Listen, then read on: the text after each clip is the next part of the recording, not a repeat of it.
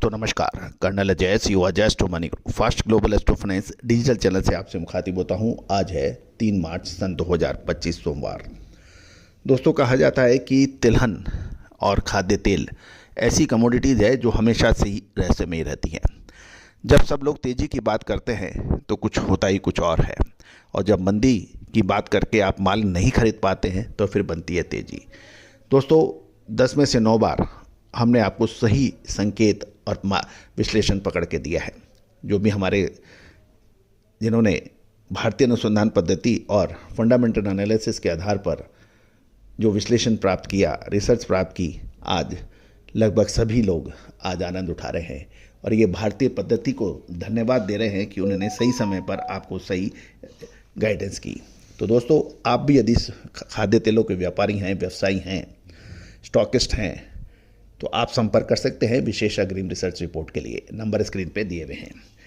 दोस्तों सरसों की आवक 8 लाख बोरी से ऊपर हो गई है और भाव के अंदर तेज दबाव देखा जा रहा है। जानिए पूरी रिपोर्ट विस्तार से। दोस्तों एक विनम्र अनुरोध, यदि आप हमारे चैनल पर नए हैं, पहली बार आए हैं और अभी तक सब्सक्राइब नहीं किया है तो चैनल को सब्सक्राइब करना बिल्कुल ना भूलें। बेल आइकन यानी घंटी को निशान को पुश कीजिए ताकि सारी जानकारियां आपको सबसे पहले मिले। खबर निकल के आ रही है कि जयपुर में सरसों की कीमतों में तेज गिरावट दर्ज होने के समाचार मिल रहे हैं, क्योंकि राजस्थान की मंडियों को दोबारा खुलने के बाद देश भर में आवक में उल्लेखनीय वृद्धि हुई है। सरसों में सबकी नज़र होती है राजस्थान में, क्योंकि राजस्थान में सरसों की पैदावार सबसे अधिक होती है और ग्लोबल बाजार की खाद्य तेलों की गिरावट का रुझान में भी कीमतों पर दबाव डाल रहा है। बेंचमार्क सरसों की कीमतें 175 रुपये गिरकर 6125 से 6150 रुपये क्विंटल के स्तर पर आ गई है, जबकि अखिल ऑल इंडिया आवक बढ़कर 8.25 लाख बोरी हो गई है, जो 1 मार्च को 3.5 लाख बोरी थी। राजस्थान में व्यापारियों की हड़ताल 23 फरवरी से जारी हड़ताल के कारण कुछ मंडियां बंद थी, जिसे सरकार ने बातचीत न होने के चलते 2 मार्च तक बढ़ाया गया था। दोस्तों व्यापारियों द्वारा मंडियों में हड़ताल के मिक्स प्रतिक्रिया आ रही है। कुछ लोगों का कहना यह है कि गलत समय पे गलत बंद का आह्वान किया है, और कुछ लोगों का ये भी कहना है कि हड़ताल को सफल ना होने के कारण कुछ मंडियों में व्यापारियों ने, आड़तियों ने या मिलर्स ने कुछ माल उन्होंने गुपचुप भी उतरवाया। इससे फ़र्क पड़ रहा है। लेकिन अब मार्च महीने के अंतिम सप्ताह के आसपास दोबारा इसके ऊपर कार्रवाई होगी और सरकार क्या उस पर निर्णय लेती है ये तो समय बताएगा। लेकिन मौजूदा स्थिति में व्यापारी हताश हैं, क्योंकि हड़ताल का कुछ माकूल जवाब नहीं मिल रहा है। लेकिन साथ साथ ये भी ध्यान देने वाली बात यह है कि जब मार्च के अंतिम सप्ताह के आसपास बाज़ारों के अंदर गेहूं, चना, सरसों की आवक बम्पर होगी।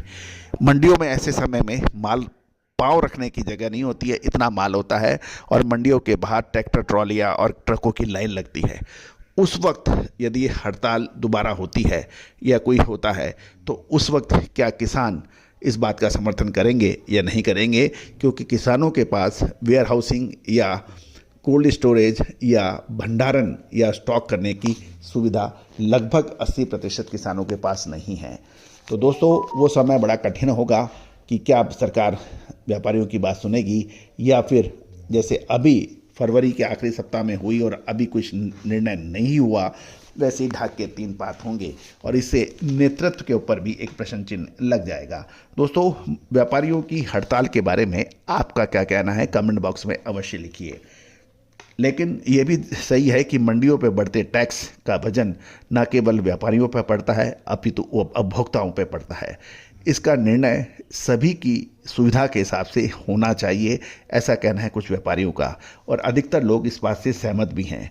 मनमाने टैक्स लगाना, मनमानी ये चीज़ करना, ये किसी भी हद तक किसी भी व्यापार के लिए उचित नहीं है।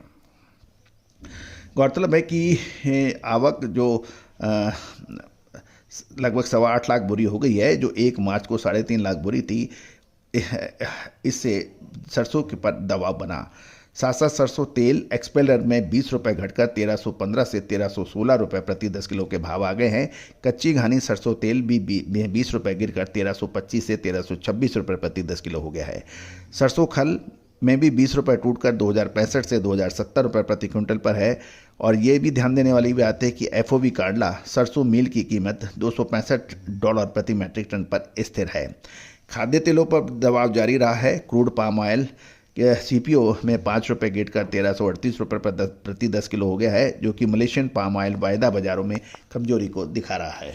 तो दोस्तों, आने वाले समय में के अंदर क्या होने की संभावना बन सकती है?